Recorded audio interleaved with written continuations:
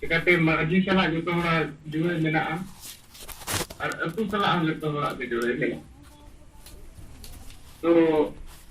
नोडे यदि रोग कना माजी बन बदल का तुम बचावा एनखान और ओना चिंता भावना रे तो गाथो कना को जे नो काले kan kata kana jadi maji babon bodong ko kan atu bai ban tidak ini kan nito jangan maji mena kan atu do cek to cek kaya kan go hat jami mena ko ado nase nak lihir lekan ge no kata oleh ko ko itu jame karon te समाज रे nito onka no birodre bai nyelok kana ar adi kan fan kote jaha inken galmarah kote ar aing ho jatina ing बड़ाई कुआ विशेष कर चक्री दीदी को और समाज ऋण को यहाँ जो मिला को तो की समर्थन को हम नोआ तो मितो तो बाको विरोध दाया नोआ खातिर ये सांगे होर नोआ रे को बड़ाई गया मांग कौन ये सभी के Itu ini maji pergana ina ko atu kecil untuk dos समाज bancar do banyak ko kalau jo no mare dengan bun kami ki age maji ko bun yerek ko gaya tekti ji ko bun yerek ko gaya ona jo do ari kan reaction jelo kan tahan je tidak noka hui kana nuku ge awor mu tur ko kana ko nuku ge atu bison ko bancawa ka नौका लेकिन कथा अब उमझोक के नवा तो विचर पे अब नवा कथा बन नहीं कि अजय बांगे नुकु हसाबता जति धरम बांचा तो बिरग नुकुआ बखान बाको बोलक कना एनखान दो नितो ओना कमी ते अब ठेन खन नो अडिगान हरगे समाज को बड़ा नाम के अजय बांगा तरीके नवा दो बाको बोलक कान गया Ada orang yang itu aku patah saja. Tadi ngapain ngapain jaga orang ni? Acha Robi Narayan Soren nama mic kena kena. Robi Narayan Soren, हाँ.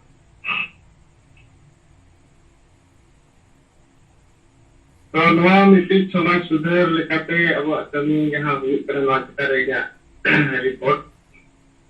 Jadi kan laga dengan समर्थन रे मेना को गया मेनखान ते लेका हुयु आ ते लेका बन बदल को ते लेका तुरे जलमरा एहोबोआ नोआन हा नितो दो सारे एना आदो नोआ चितार दो या बिझो दो नोका जे निधो जतो हर समाज रे बहर रे नोआ निधो गुरलो लेन काम आदो नोआ दो ना गुरले ते नोआ दो सदर हो गया प्रथम कथा में आदिवासी समाज बड़ाई के भाई बड़ाया ये आदिवासी समाज तेहन चेदा बन ताय माकना कारण दो कना अबो जहां सिस्टम रे मेना अबो ना सिस्टम में अबो बजे कोना ओना सिस्टम गाय जमी तो बन कना अदो नोआ जीबी नोआ को चिन्हो किया एनखान उनजो ना सिस्टम सला को लड़ेया अदो निस्तो धबी कना सिस्टम सला लड़ाई दो अबो समाज रे बाय हुया कना आ नोआ मिटी अडी मारांग क्रांति हुआ अरे मरा विद्रोह हुआ जे जहां सिस्टम रे मेना उना सिस्टम बदल रे लड़ाई अगर नोआ लड़ाई दो इनके दे दबाई हुआ चिकाते जहां लेकाते नितो नोआ उना सिस्टम रे हर गुलाम में मेना बोना ओना कारण ते हर बाको बिचेर दाया कना और नितो ना नोआ खूब अबो बन प्रचार एबन तो गोटा को बड़ा के तो सेंगल तो नोका गोटा रोड कना गोटा प्रचार प्रसार है एनखान नो प्रथम तो नो बड़ा बहरे बोन कना ये नौका मेंटे नौका ना मिटी विचार समाज तलारे गुरलो कना अगर नोआ अबो पास्ता खन नासे हबन कमजोर होचया एनो प्रचार प्रसार है और होय जो नितो इलेक्शन रे हवा नितो ना वोट को चला कना गोटागे नोरे अदो कमरा को प्रचार प्रसार को हुई कर गया अदो ओना तलारे के नोआ जिनिस अबवा नोका के प्रचार प्रसार चलू को खादो नेता तो जहाँ रगे नवा जिनिस गोटा दिसम हर बन गेल दाड़े बड़ा दाड़े बन ओनाते जहाँ रगे हुयुग कान ओना जदि मान लिया पुरुलिया रे हुयुग काना ये आबोरन काटे कोता पुरुलिया को हटिंग चिरकुट उनको तो पुरुलिया सुमुंग लगन दबा को हटिंग उनको तो गोटा भारत दिसम रेन लगन को हटिंग एकाते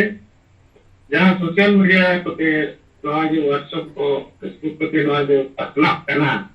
ते तीना हर के नवा सेटरो करना ना रे हिसाब करो तो नवा कमी अबो खूब ने तो जोर लगा के आबना ते उनका के जदी नरे मयूरभंज रे जदी बारिपदा रे नवा जदी चिरकुट कटिंग करना ओना तो बारिपदा सुमुंग लगन बाय के ना तो पूरे भारत दिसम बकन जो पोलो को जनना दे तिन करना तो नवा नितो मीटिंग नोंकाना व्यवस्था रे अब बना बना नवा रे पूरे अब जो इदी दरेया नवा तो बिचेर बोम करना गोके मेना का बनाए तो बोम ना जो जहां रे पोसा लेखान तो ना को हर को निधो को गलमराव ते को बाध्योआ check हुईना ada nuan betik nong kana bom kana itu to ho ona kala no sede mina ada nuan ya proker besar abwa to abu a betik asa jut laga pada unutnya kesar kata lekate do in najo सम्मान असम्मान रे कथा नि तो चला kana सम्मान असम्मान ने होते न जो पंडित रघुनाथ मुर्मू इदी कते no तिने दिन ना अब चर्चा किया ये कोलकाता रे सम्मान हुईना आजा चित्र चितान रे कोई केना तो श्रेणी है ना असम्मान दिना नोकाना मिटी कैमरा सोशल मीडिया पर खूब चला करना अब सम्मान असम्मान यदि बन मेन खान अब कथा नोडे हुई जे तेहें अब मिटी समाज जदि सम्मान न्यामा एनखान उनी दो ओना आजा भाषा आजा संस्कृति आजा परिचय आजा मिटी उपनुम ओना धरती रे तीन मारांग के आज ओना सदो दाया कना आदो नोडे जदि को नेला अब संतान समाज रे कथा तेहे जो दिसम गमके सरकार मुर्मू नय पढ़ाई गया बन नोई एमपी बनावे नाय तबे उत्तर मान संभव दिया कना अब परसी अष्टम सूची रे समिल होतो अब नो जो सांताली भाषा अष्टम सूची रे समिल लगा नवा तो पूरा धरती रे सांताल जति क्वालिटी सम्मान करना धरती जगत को ठीक है क्या पूरा दिसम रे को ठीक है क्या जे सांताल मेंटेन की जति मिलाया अनोय भारत दिसम रे नेतर गडी हजार भाषा में ना नित्वा में ना या विज्ञान भाषा अष्टम सूची रे बाई समिल में आता तो जुदी नोडे 22 टी भाषा समिल करना भारत रे अष्टम सूची रे तो ओना भीतर रे सांताली भाषा समिल करना और ओना रे गमके आजा जीवन रे जतो खन मारांग कुकमु के दिन हिलो दो नेमती दारे आज दो नेमती दारे आमेन खान इन जीवन रे जहां मारांग कुकमु ये सांताली भाषा जो अष्टम सूची रे समिल चले खान जीवन अमिति शांति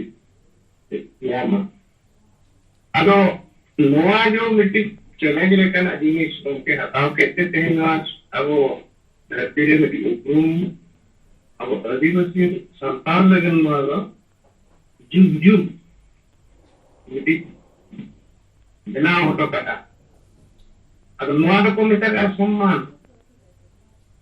मिट्टी जति रे सम्मान बिना होतो और उनारे अब गौरव अब बंद हो गया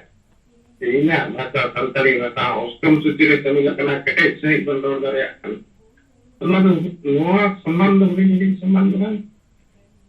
दोसार सम्मान उनका के बोल लेना जे सिदो मुर्मू अदाक्ति को जहां हुआ करना सिदो मुर्मू का मुर्मू नोआ सम्मान अब यदि बोल लेना जे आबो समाज रेन दो सागे आदिवासी दो गुरु गंके जनाम महा मनाव में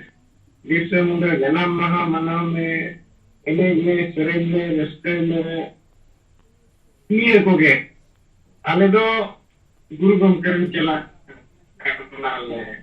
खूब सख्त ले मनाव किया ले ना तो अरो उनको दो इन गे को बनाए और उनको गे गुरु गंके को ले आले दो अड़ी मरांग मरांग भक्त कना ले और डॉक्टर ऑल चिकी तेरे ओलाका माने उनको सम्मान दो ओला जुदी ऑल चिकी ते ओला बम बनाया इनखान हम गुरु गंके बम बनाया करना तो नॉनो कान ऑनर भक्त को क्या बोला दिवस समाज रे तो संगे करना ओनाते नुतु दो गुरु गंके सम्मान ते करना और सम्मान ते करना ये तेरे सम्मान ते करना और सम्मान ते करना तो नुतु तो बातों में दिया जाए तो इन वाला का कहीं मिले कान ये सीधो मुर्मा तर ही मुर्मा ऊपर बन बरा ले तीन है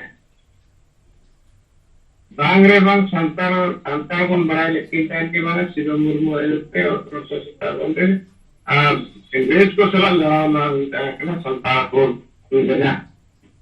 तो मैं नाम तो की जाती तो को बड़ा है उन्होंने बड़ा दिसम 140 कोटी भारत दिसम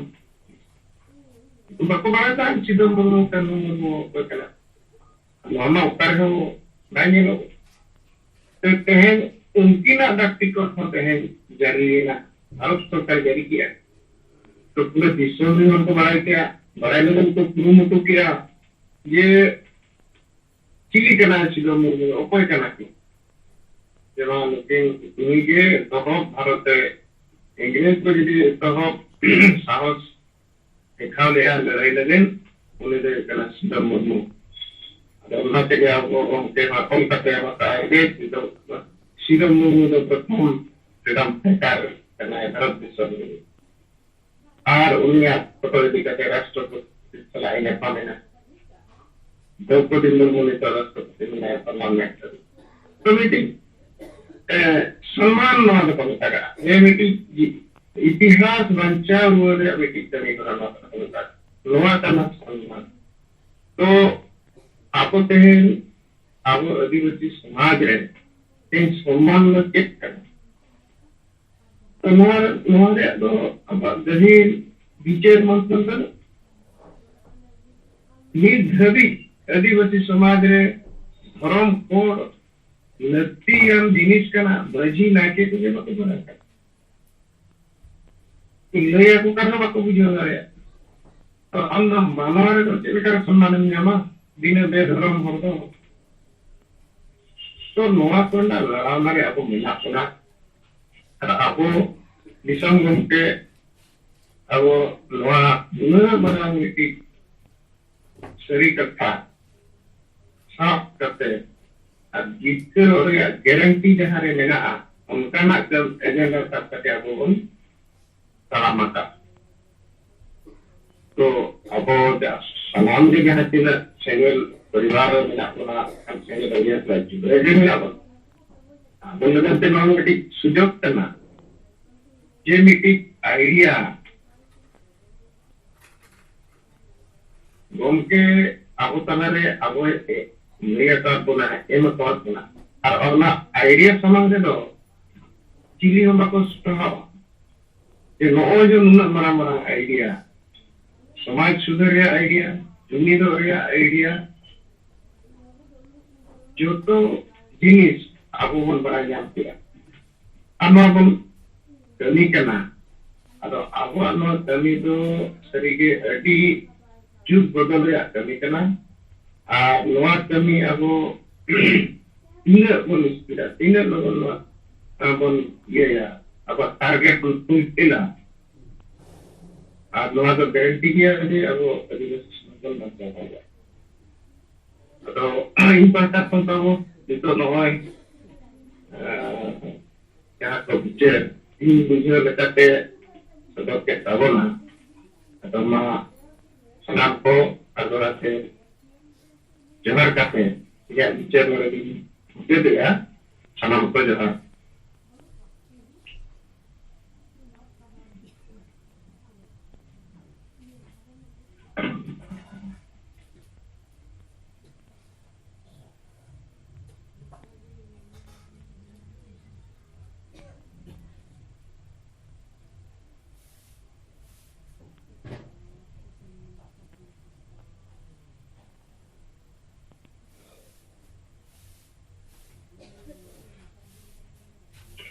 अच्छा गंके तो masih tamu ya kata panjangnya gimana tahu lokal oleh lokal dulu ya Pak Tato bicara soal sahabatan dengan seseorang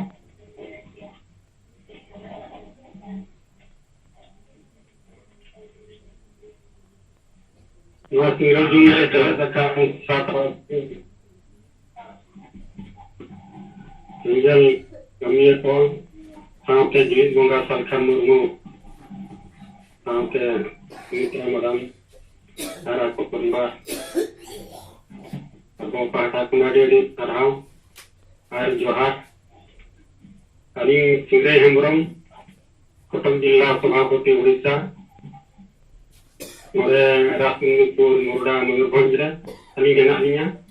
jadi ini bangsa tiling ni rokok nak punak niya di kursi hijau kian. Tapre ada mungkin kita kena alam tempoh, ale ko nak niya foto kena le. Jadi 25 तारीख kilo oka kancori persanggapan na awal ta mitan tukung aku mau semula matang tinggal lebih jam 4 kena. जब उनकी सप्ताह द्वारा की पूर्णता जो इंदिरा तो आजा एजेंडा रणनीति अड़ी नपाया वो अधिकार ले कुतिया था अब उना संख्या तुली मुताक किना अब उना गोदामपुर जीपी रंगी सिंगल टावर तैयार तावन पे वांसन रो अबिन दे ताइन दिन अब उना की मन किया गोंके ठीक गया अले उना ले छुटो करना जहाँ जहाँ लेता है ना ये कथा की भी मदद किया और अब टारगेट अब रणनीति करके नपाया मेंटे जो तो संगठन खाना के लिए मदद किया जो मुमकिन अली निनानी बता दिया और भवन का समझ में और अब छुट्टा के होता है ना माली निनानी कतरी गोल के सनम को गए जोर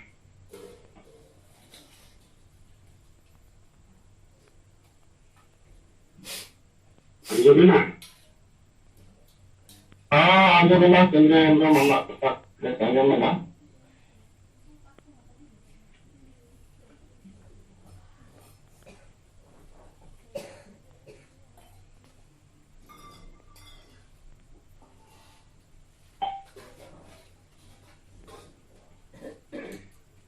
हाँ hello गंके anjing apa bensi aja mau kena modal ini mbak. Ada ini cek kau ini modal nurmu mak asal Parpur Jharkhand Santhal Pargana Permanent Mahasachil Single Mandi Pargana Mandwa. तो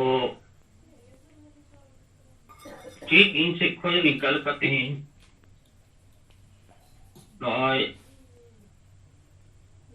ज्योति मुरुआ अकाउंट रे 1000 टका इन पुल के दा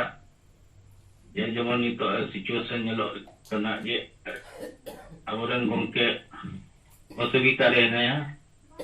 तो नवा को जमन उन नापाय सेते जमन अबवा बड़ो ढेर नापाय लेकाते हित दोसार दो नय गमके का एम का गुण मंदी को बदल को आतु को बचावा नवा चिरकु दो पाकुड़ी जिले करीब करीब पियागान बरखन दो इन्या बकिस लिखाते जालका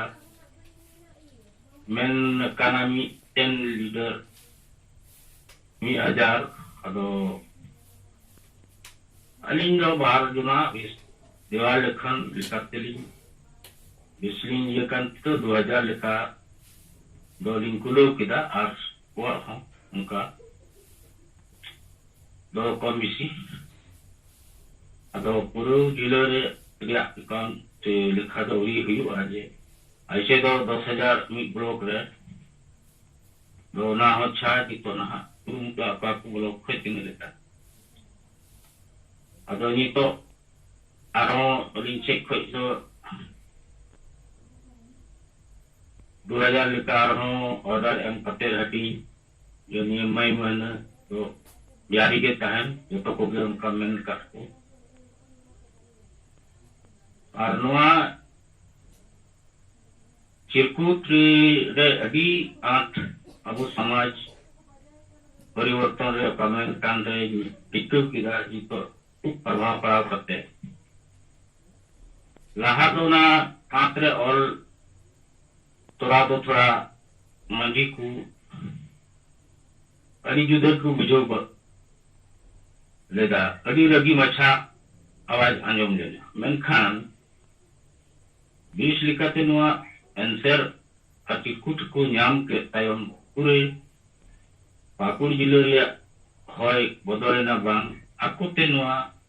महसूस किदा को जे सरीगे अले मंजी वा कमी दो समाज प्रति रे नित हबी प्रभाव नपाई लिखाते बांगले कमी करना आदो नवा लिखाते जी अरहों का बुद्धिजीवी गलमराव रे जी अभी बिस्लिंग गलमराव किदा अना चर्चा होई ना तो अभी आटनी मन किदा नी थबी अबो समाज जो नुकु और बढ़ा बांग मंजी करम ते नुन लाकार गडला ते किबुन सवा समाज दो युरुत kana ado ni tukani tabunwa bun ewakarno bis na paitik kirkut kami menua kirkut ge abu doi menua ge abu doi aba समाज rakap begitu kami ya ado menua leka mid degarin calon nanti nungkan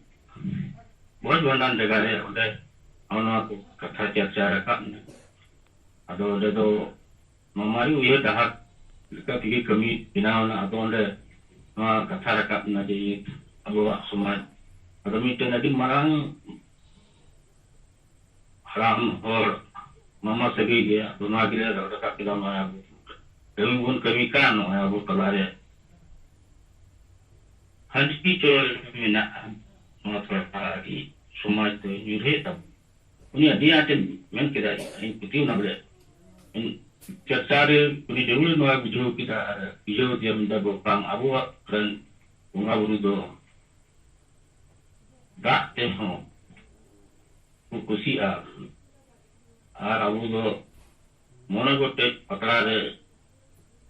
khir dakkan sasang sudkan sada dakkan nuah ho abu samang lekha ri tiri no aburan दुकुप मना बताओ दिया मैंने खान अबू जूर और के थोड़ा नुआरे अबू बाबुन को सीखना मैंने खान उन्हीं कथा ये नहीं किया हरी और अदोनी तो चाचा के बोले जो ना अब कमी गुंके उकाई ते लेकिन का गुण अबुन पसना के तो कड़ी मौज के प्रभाव करना प्रभाव पर अनाथ समाज का तो आरंभ जोर ते अबुन कमी देखान नवा जो अबुआ सफल हुई की माँ गोंके नवा निकाल कर गोंके तो कितने जुड़ाव का नहीं बदल मुरुम मार जो सिंगल वीडियो इनसे कर खाटो गए टेलीफोन और 1000 टका इन बोल किया और माँ उन्हें का दिन तो करहूँ सेरा तो बुके उन पुरुम किया माँ ya to buke johar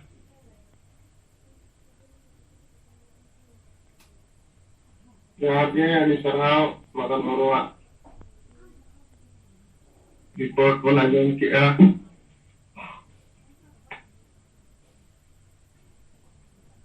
jadi dia tanya mina ada mata pun tadi ada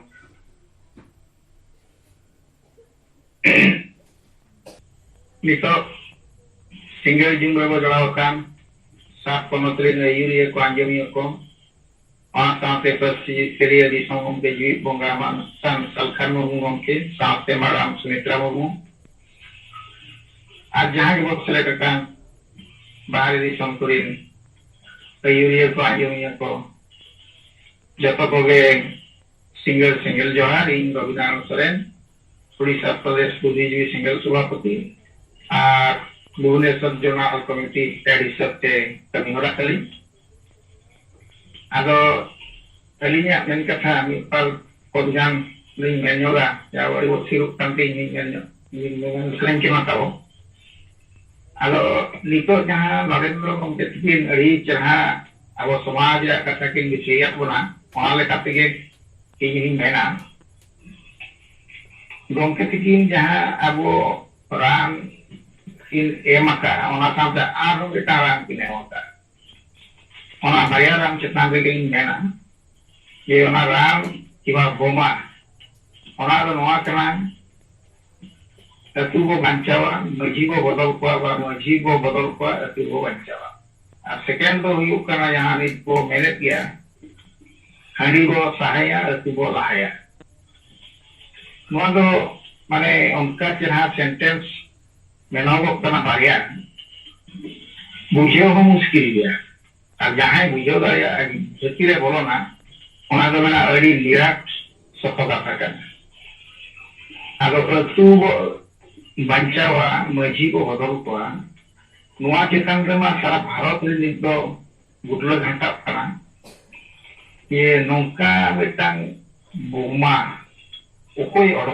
क्या बना आदिवासी सिंगल अभियान कोई लीडर बंग अध्यक्ष जहाँ की बीर बोंगा सालखान मुर्मू गंके तिकीना स्लोगान करना एम खान नोआ चितान रे जहाँ को बिचेरे आ नितो अड़ीगा मतुरे अड़ीगा करके नितो नोआ चितान रे आलोचना प्रोजेक्ट आलोचना चालू कर गया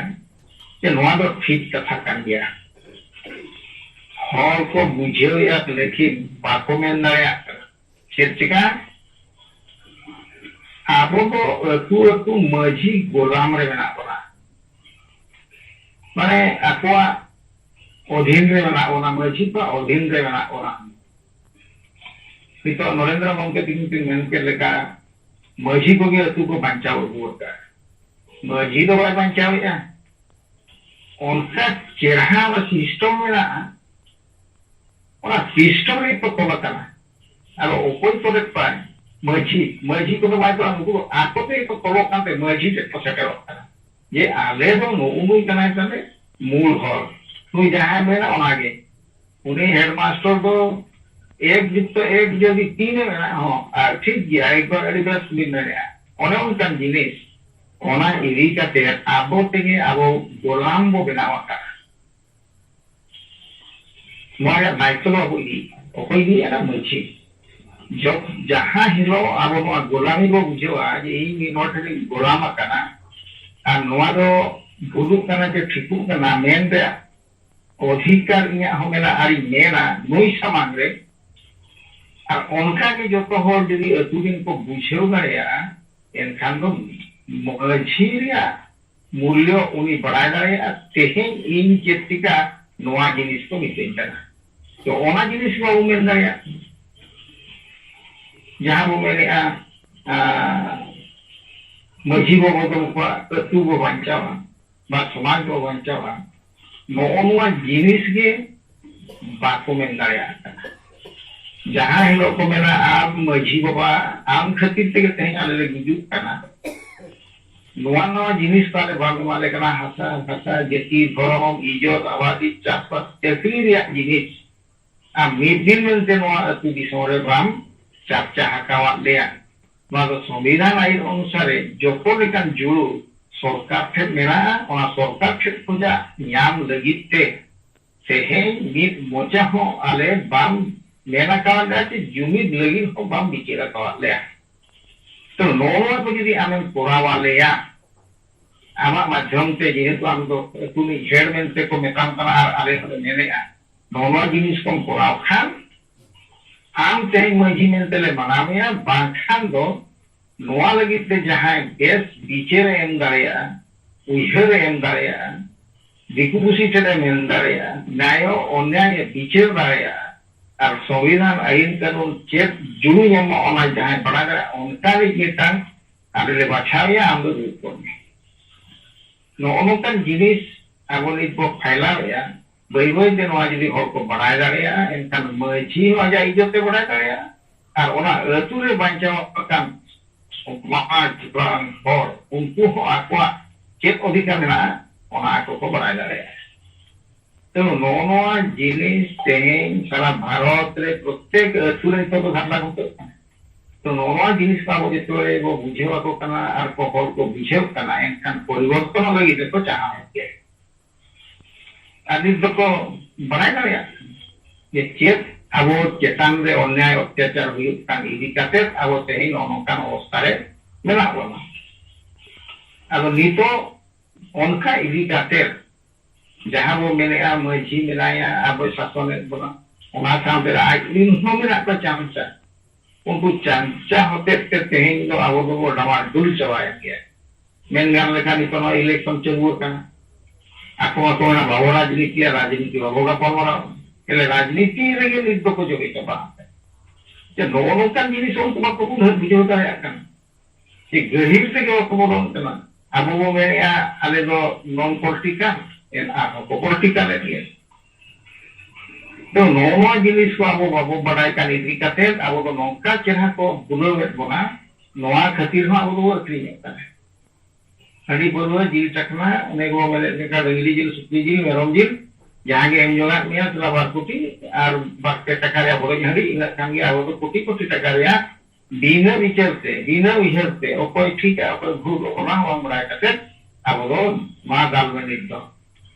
नोवा को जिनिस आबो जेहेतु बाबो बड़ा जाया लगे अब गमके नुना चढ़ाई शिक्षवा का सेंगेल सैनिक को ये भोट दो आलोते किरीनापे अक्रीनापे अब नोवा के किरीन अक्रीन दो आम यदि तेहें अक्रीना एनखान तो मोड़े सेरमा लगे आम मोड़े टका ते अक्रीना और बाम मेन दाया का जिनिस नोवा तो अब समाज तेहें बाई उहर बाय बड़ाई कानते अब दो नौका अवस्था रे मेना बोला ओना खातिर ते तेहें अब गमके जील बोंगा नौका चेहरा मंत्र फुंकवाका जे नोवा को दिसम रे फाइला काटे केने काते हर को परिवर्तन कोआ नोवा गे कुरुमुटु नित चलू दरकार और ओना गे नित नोवा खातिर ते नित कमी कना जे मजी बो बदल को समाज बो बांचावा नोवा मिटान सी आर द्वितीय दो हुयुग कना जहां हडी बो सहाया अतु बो लहाया नोवा हो नितो तो को बुझे जे हडी चिता हो रिगान चर्चा हुई तो रिगान नोका यूट्यूब को मेरेया नोवा दो नाकान हडी कना नोवा दो नाकान हडी कना हडी दो बोंगा बुरु बाको युया चे हापराम हो बा अब दो एमा को कना नोवा खातिर हाना खातिर अब नुकु नुकुते अब दो न्यू लगी जो केना अब नोका टोका रिगान अरबो कना तो नोवा हो नितो जेते बे तांग नारा तावना चेनु कना बा चेनु याबोना नोवा हो मांग मांग बसा तो मेना सला हडी बसाया अतु लहाया या चित को मेने हडी बसाया अतु लहाया नोवा को कंफ्यूज हो गया तो हो बुझे को कान हडी रे तो चेत मेना चेत तो वाना चेत तेहें हडी नि कते हो अवस्था हुई तना ओना रे अब 5टी 6टी 10टी यदि पॉइंट वो रोका हमको बना सही कथा कान तेहें हडी जो लेखान दो बुझी होता बाई सचेतन होता बाई और पढ़ा होता बाई एटा से हर सलाम तपाम गोपो जाम ओनो हुई तना हडी रे कोड़ा मती ताले हडी तो बेस्ट जिनिस हुईना बा खराब जिनिस तो नोआ दो समाज के जा चापाट गिरी मा आ नोआ गिरी एखान दो तु दो लहा गया चेत लेकाते लहा यदि मिटांग परिवेश नापाय गे ताहेना एखान ओना परिवेश भितरे जहां तिने को ताहे डगरी मेरम सुकरी हर जहां को ताहे उनको को बड़ा गया नोआ अड़ी बेस्ट जिनिस अड़ी बेस्ट समाज कना मेनते उनको ऑटोमेटिक को चेत दरेया समाज रे रीति रिवाज बाका समाज रे आईन कानून को चेत दारे आले दो नौका चे आले दो नाका ना को चेरा आ ओना के डेवलप वा ओना के डेवलप लेन खान समाज परिवर्तन तो ऑटोमेटिक लहा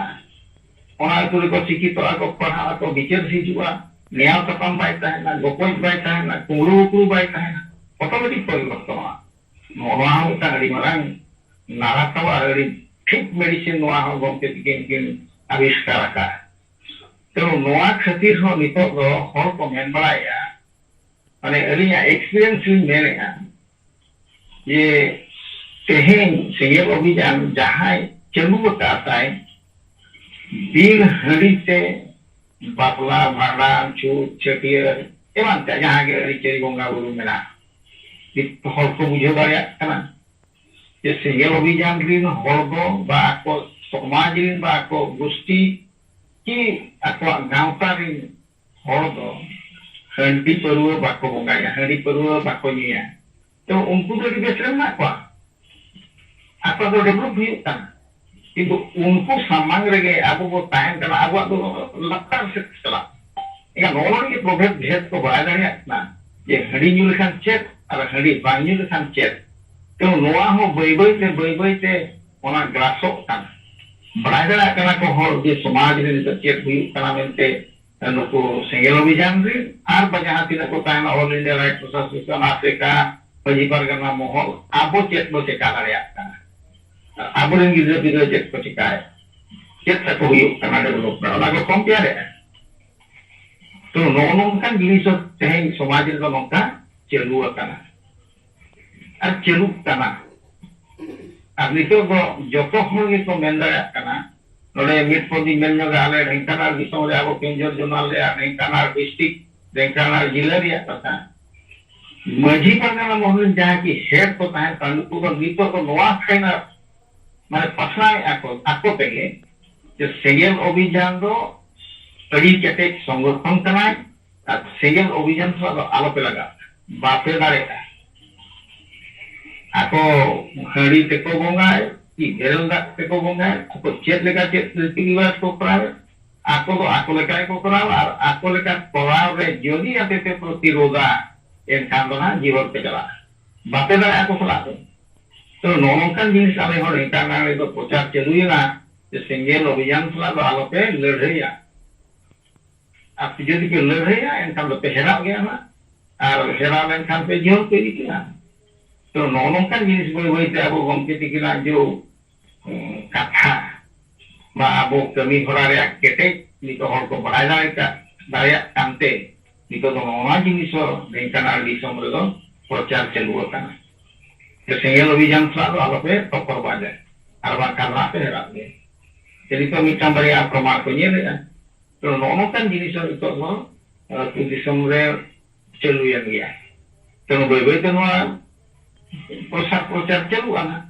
नोनो का हर को बड़ा दाड़िया जे सेंगेल संगठन को दिन के चलू काना आको जूम मीटिंग दिन के चलू काना आको साराता हो ओना रे एंगेज को ताहन काना और नोआ कमी होरा विस्तार लगित से आको दो जतो दिन को छुटो काना तो नोआ का संगठन मा बनो नाली तो हर को बड़ा दाड़िया काना जतो संगठन को जे पिक आसेका जे पिक गया मजी परगना मोले जे पिक गया ऑल इंडिया राइट एसोसिएशन तो शर्मा रे मीत धावे बेंगेला ओका कोनो तेरे तो ना इने के ताको तो नुकु को तो जो जटिल संगठन कना को नुकु चेतान वाला के विश्वास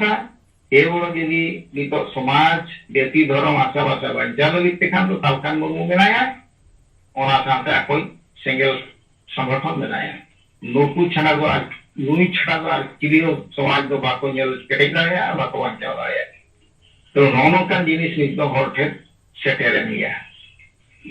आरो समाज भीतर रे आबो जहां नोआ जिनिस को मेनेया मतलब अड़ी गहिर चास लेन एना बिटांग हो ओना रे मरमोय बड़ा खान उनी प्रकृति रे बड़ा रे आज तेन सब का मु के तिकिन चेत किन मेने अनवा माने चेत एका ऑटोमेटिक होय बिजल लेखा ऑटोमेटिक के परिवर्तन हो आज सारा परिवार परिवर्तन हो ओना समाज हो परिवर्तन हो तो नोनोंकान जिनिस नितो बारिया मेडिसिन बारिया बम्बो चलुआ का और समाज रे तो नोआ गुड लगा ताय हो ना अड़िगान एयो का आलो नोआ चितारा नोकालिन मेन किया आर मेटालिन मेना ये आबो बो नेले गया व्हाट्सएप रे कथा लिन मेना ये अमित शाह जहां मेना का होला मानदे गे ये आले जदी 400 खुजा अधिक कोने जामा को एमपी सीट एनकान आदिवासी ओबीसी और एसटी नुकु का रिजर्वेशन दिन पटाव गड़िया ये नोनोंकान जिनिस तें जदियो नेलो काना कि आज मेरे की वायरल को निचुआ सतो ओपे बनाए कना जहां बाबो व्हाट्सएप रे जहां बो नेले ओना बो मेने हुए तो 400 खजा देहर जदी को न्यामा कमी दरिया को नोआ हो किंतु इन दो नोआ खातिर ही मेना पालेनो आबुई गमके जीवित बोंगा नोआ चेतान रहो ना उइहर भावना तकिन हिजुक का गया यदि ना प्रोटेक्शन वो एमखान तो प्रथमते नुई सेंगेल अभियान गे एवं सालखान मुंगे नोआ अल्तो काटे बेजाया आलो तो चेले उपरांत काम भारत वर्ष रे आले आदो नागिरत्व बनवा ना चाले बच्चा लगी स्वाधीन करे बनवा ना आपे उइहर के आपे चे जुग जुग कजा आले रिवर्सी रे ताहन तुलु जहां जहां सुविधा ले ᱧᱟᱢᱮᱜᱼᱟ डेवलप ले दिते आपे ते यहाँ पे कोटाव किया ओकोई कोटाव चोकेते आलेगे ओना लगी तो दुसीदा रिवर्सी हरिजन बा ओबीसी आले काना ले दुसीदा आपे जदि भोट बाले एमा पेया तेहेन जा प्रशासित बापे ᱧᱟᱢ किया एनखान ओना जिनिस बाहे तो नोडे हो आबो उइहर रे कथा आबो समाज जदि उइहराय जहां भी आबो मेरा बना सारा भारत वर्ष रे आदिवासी बा हरिजन बा ओबीसी को नोआ कथा जदि बो उइहरा एनखान दो तेहेन जहां मेरे अमित शाह बा का प्रधानमंत्री 400 वोट ले 400 सीट रे ᱧᱟᱢ लेखान ते हमाया रे नुकु दो नितो रे ठुले को खान दो ओडे ते 400 जगह रे 20 टी गान को दिया नोआ हो आबो भारत वर्ष रे आबोरिन हक को उइहर दरकार बाको उइहर जहां तिना आबो उइहर ᱧᱟᱢ दाया का ओना जिनिस को सको आते निचो आ सको को मेरा जिनिस को मेरा कोई तो सको कान ले चों तो नोंगा जिनिस को ते व्हाट्सएप रे को येल ᱧᱟᱢ दाया kan अड़ी गान के नाला को एमिया ओमी सामा नोआ मेल किया आरो मिटांग रे ñel ले नोंका बागे एससी एसटी मुर्दाबाद उनको लोग बड़े गोष्ठी ये नोनों का जिनिस जो है लोगों का हुए तो सको हुई दाया आप लोगों को ये व्हाट्सएप करेंगे पूरा संविधान को बदला ये मनुवादी संविधान को बनावा यदि मनुवादी संविधान को बनावा तो मोम पे जहां को और बाबड़ी दृष्टि एका आदिवासी की भारत वर्ष होता है ना चिली चोना चिली को बनाव देबो ना ना रिजर्वेशन ता ना ना आदिवासी वार्ड ता ना नोनों जिनिस को भविष्य रे हुई रिगान संभावना मेना ओना इदी काते नोआ को उइहर काते आबो जहां सेंगेल अभियान बांग जहां के मेना आकात को अन्य ये को चिन को तका गांव का सामता पेशा हमेशा को आपे उइहर पे द्रावण मुर्मी ठेडो नोआ को बांचा लगी ते सालखान मुर्मू बो गवाया जदि बाबो गवाया ते सालखान मुर्मू एनका समाज दो कर जुरुआ और जहां बापे गो कना आपे बापे बांचावा आपे नोआ सेंगेल रे पे जुरुआ आसे कहा जुरुआ मजी पगना मोहन जुरुआ तो जे मजी नाइ के मेना का बड़े चित्र उनको बुजुआ जतो पे बुजुआ आले माने छोटे छोटे पुतल बाय गानवा एता आला मंग दुद्ध बनवा ना चेतिका आले ने छोटे लेना पे बाय गान लेना चेतिका किंतु आपे मा बान छोटे पुतल बुजु होने ना पिया सो ए आपे मा जहां पे उइहर ले ओना उइहर मा 22 असला आले सला गया करे तो नोनों को उइहर नोनों को सोच यदि आबो बगी साइन पर हुई है जो तो वो जुमी दो एनखान दो नोआ करे खुजा आ बांचाव लाया आप और वनखान दो अबोई गमते मेनके लेखा नोआ समाज जदी बाय बांचावा हतावता जति धर्म जदी बाय बांचावा एनखान दो आपे नाइके हो पे मजी हो पे परनी को पे आज जो चामचामान चाबे ताना उनको आपे ताना जो तो पे चवा जो नोनों जिनिस तेन अबो गमते होते तेड़ी नाफाय जिनिस अब आविष्कार का नोआ जिनिस तेगे यदि जतो हर को शामिल दाड़िया एनखान दो अड़ी निकट रे अड़ी लगन में अब नोआ जिनिस को ᱧᱟᱢ दाड़ियाते अब अपना स्वाभिमान अब अपना इज्जत बांचाव दाड़ेगोगा आदो निये को के मेन काते जाले मेन केले आदो अड़ीगान कथा के मेना नोआ चेतान रे आदो निना मेनते मा लिया कथा नोडे को मुचदिया गमते तिकिन सामते जहां के बोजड़ावतान दोहराते तलिया साई गोड़ जहार लिन चालिया और मुचद रे बोंगा बुरु कोटे आरो दोहराते लिया नेहर आर गोड़ जोहार गमते तिकिन लगन किन बेसलेन था आबो तला के हिजुमा और नापाय नापाय कथा किन लई सबरा बोरमा और मुचद रे उत्तर लिन नेना गमते तिकिन लगी ते जहां के बो दाड़ेया कान आबो जतो कोगे 500 हजार 2000 3000 4000 लेकिन बेसो धरी बेस खाते केटे जो धरी अब कम से कम किसी बार किसी साहाय्य एम करते स्कीम लगे से लगा माने केटेज लगी से बो छुटो मा नोआ लगी से हो जतो अब जहां के ना बोना मारे कुरुमुटु काते सेलेक्ट काते किसी भेजा लगी से वो कुरुमुटुया आ नोआ के तली nyarinya abras और मात्र खान नोड़े गए लिया कथा ले मुचेत किया जतो को के दोहराते तलिnya मुचेत सिंगल सिंगल जोहार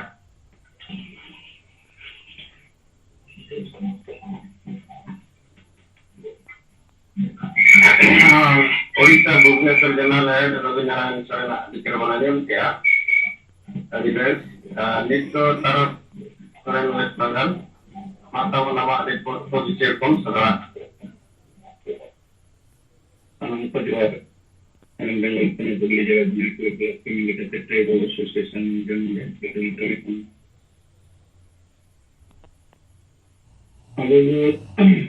नियम 2024 में जहां परिस्थिति आदिवासी कोआ और न्यायिदन जे आदिवासी अलारे नौकना बाई बिचता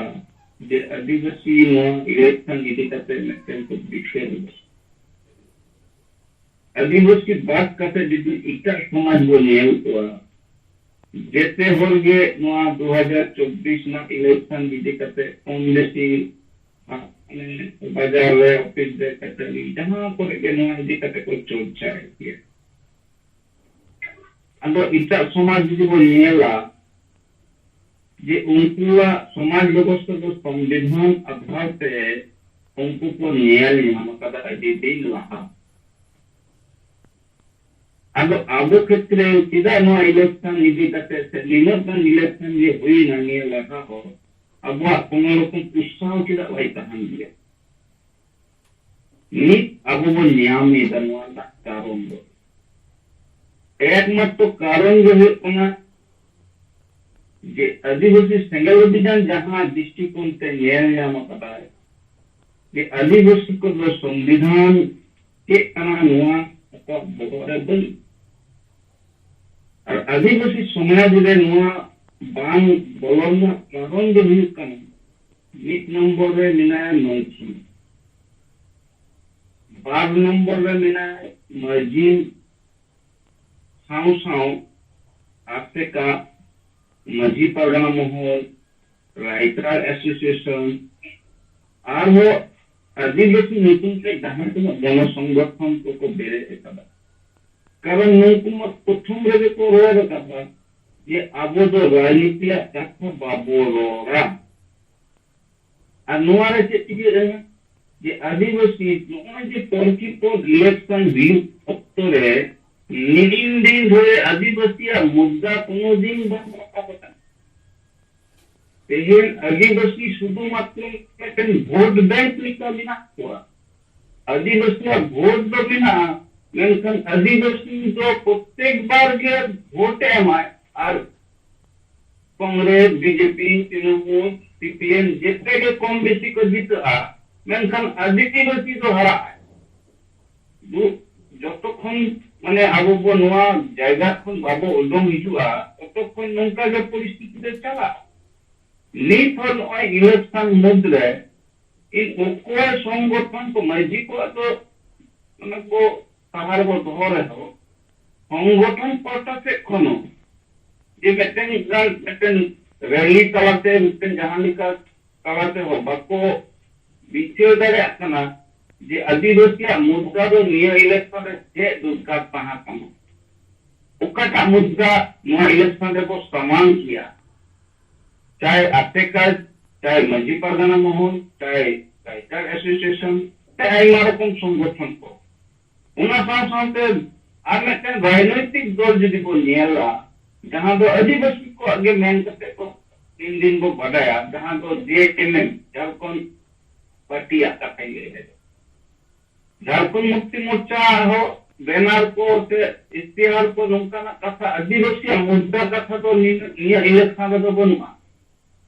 ताहले आदिवासी तो नवा इलेक्शन रे आया भूमिका चेक तहां दोरकार चेदा बन आदिवासी प्रत्येक बार के हरा कन दो नवा किंतु बार को विचार नाम दाया कन मेनखान आदिवासी सेंगल अभियान दो नवा नाम करते तेहन ओना खातिर तेगे किंतु नवा कथा रोल रखाते बाध्यना जे मर्जी बो बदल को आतो बो बंचावा हांडी बो सहाया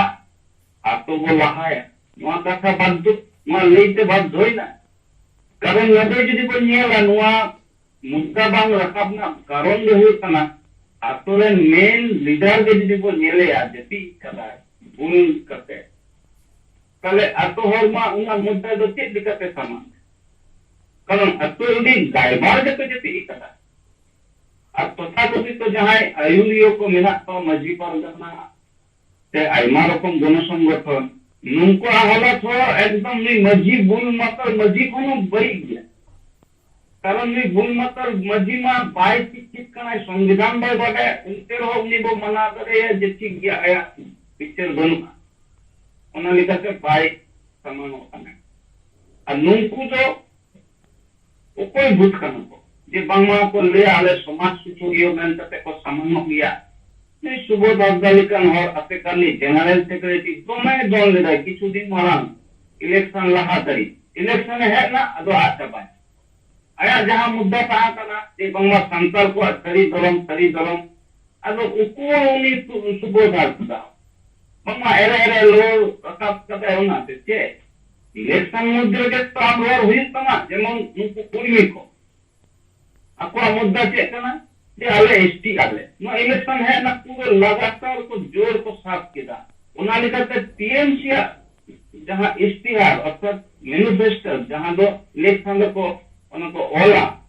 जे आले नुआ कमिया जितो लिखा उना मैनिफेस्टो रे को ऑल सेलेक्ट किया जे बांगमा कुर्मी को जते को एसटी उना लिखाते अले समर्थन मेना टीएमसी सरकार पावता से खन मेनखान बाकी भूत हुई सुबह आदा भूत बामा ले तो इनिंग चलाना प्रधानमंत्री संग नपामना आज संताली भाषी जीत कर रगुआ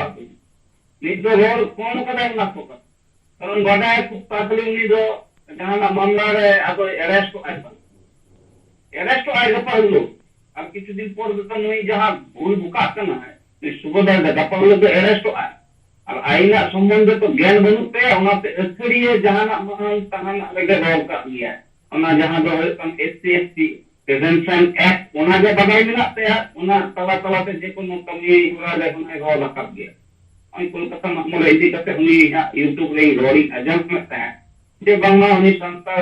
आदिवासी पूरी आयोजन का प्रेजेंशन एससी एक्ट लागू तला ते उनका कथा पर यूट्यूब पर रोली है तो जो बाई बड़ा है जो नोट साइबर क्राइम ना मामला ही है उना तो धारणा बनुआ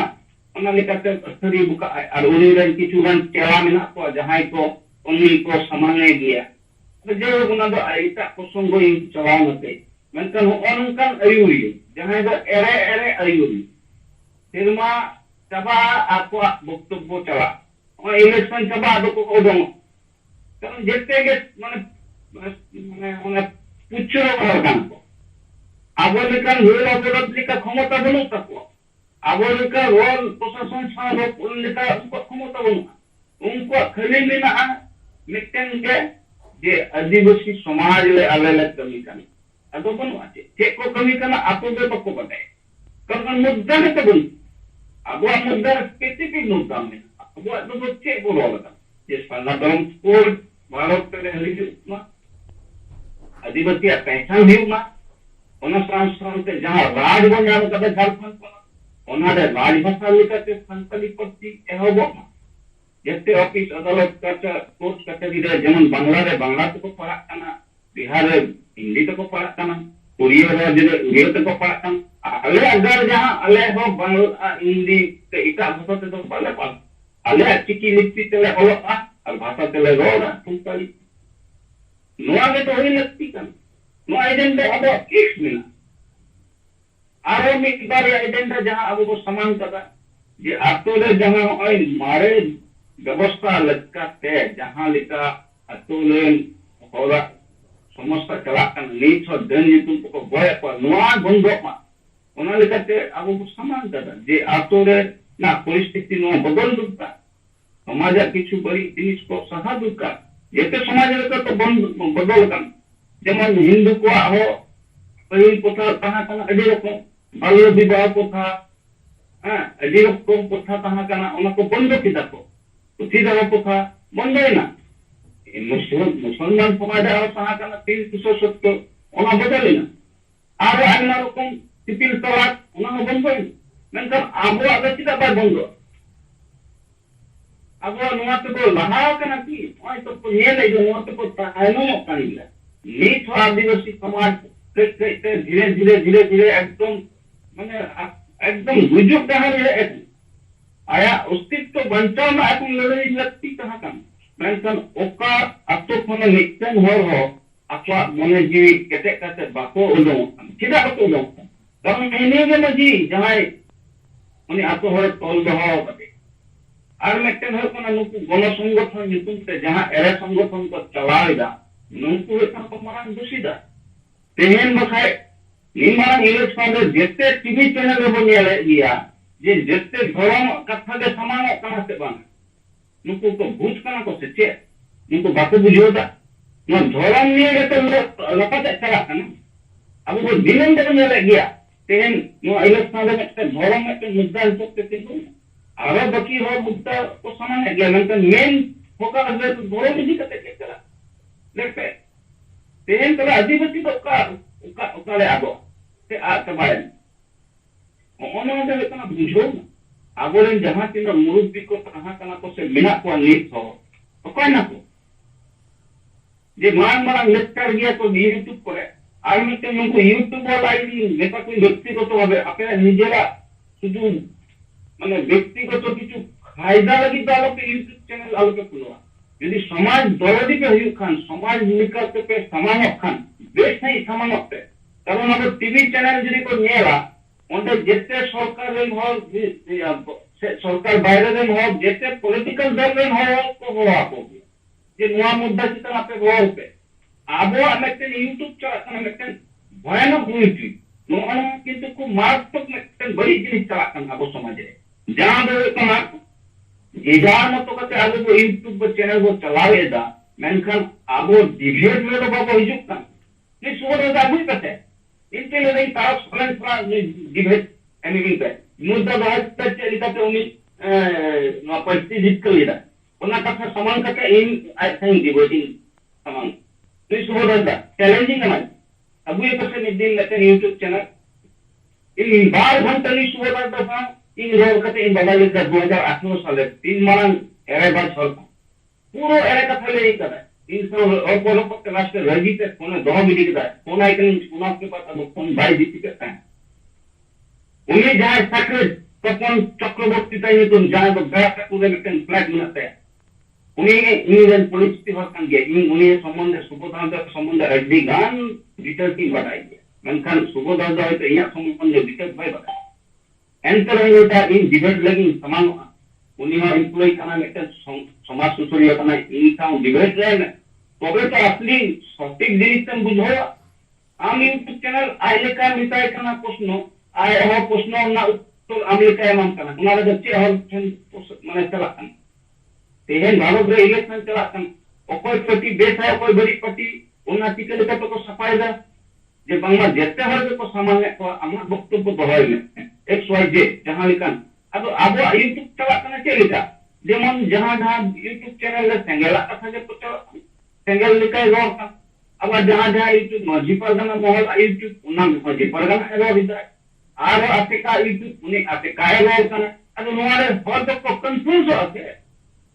यूट्यूब चैनल इन बार-बार इन तो या आपे लेकन हॉल लगी ते किंतु अदी मांग में भूल वार्ता समाज रे समान दा नो अली दिन धरे इन नोटिस कदा बई समान कदा जूम मीटिंग रे हो तेन सिंगल सेना जहां तिनो बिना अपना नुको यूट्यूब वाला कम अपो डिबेट पे अलगो ही तो बन नुको यूट्यूब वाला में तो हो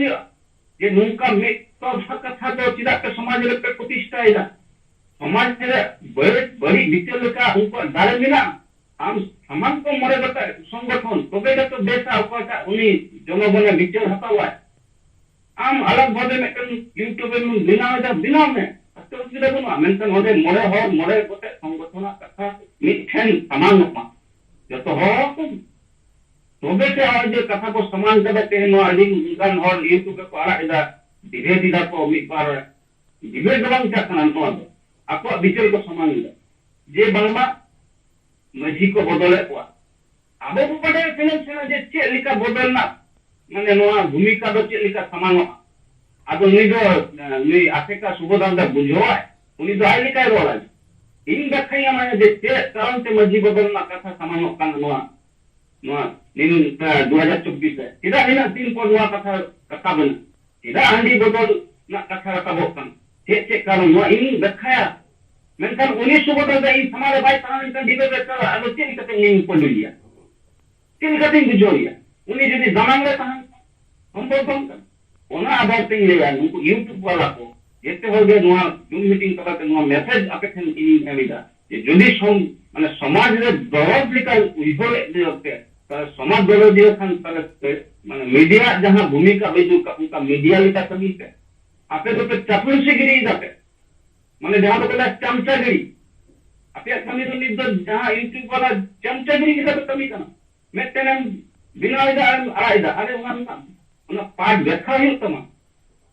उनका तो भाई जानो और जहां तीन सिंगल यूट्यूब वाला उन्हें पे आले नुआ या व्यक्तिगत मत जे नुंकू आपे आगू को पे सिंगल यूट्यूब ले हो आले सिंगल चैनल हो को तान मा उनको को तान मा ये दिने जियो जे चिदा ले ले दा मजी बदल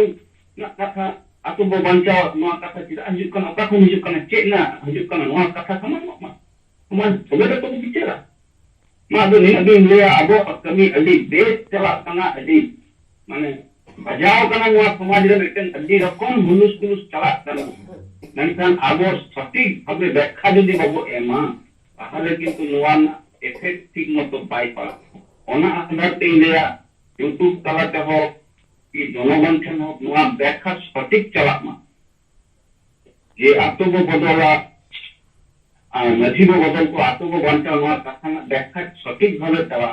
दिना रोल कते के आज जहां दो गंके इदि कते मिपर कथा इन रोवा अडी